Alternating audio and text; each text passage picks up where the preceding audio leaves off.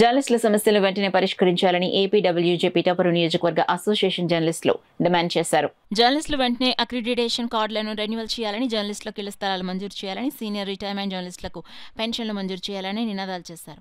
అనంతరం పలు డిమాండ్లతో కూడిన వినతిపత్రాన్ని తహసీల్దార్ కార్యాలయ సూపరింటెండెంట్కు వినతిపత్రం అందించారు.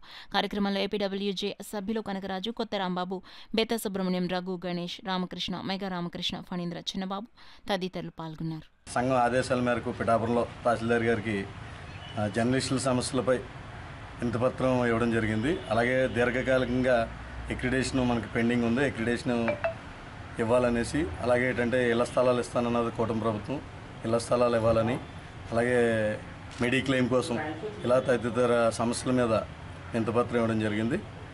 జర్నలిస్టులందరూ దీనికి సహకరించినందుకు ధన్యవాదాలు. రాష్ట్ర కమిటీ ఆదేశాల మేరకు ఇవాళ ఎంఆర్ ఆఫీస్లో వినతిపత్రం ఇవ్వడం జరిగింది.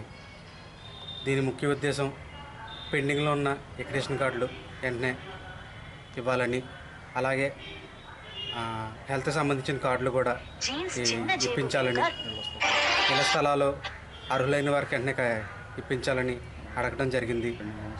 పెండింగ్లో ఉన్న కొన్ని సమస్యల కోసం మాట్లాడడం జరిగింది. దానికే సానుకూలంగా స్పందించారు.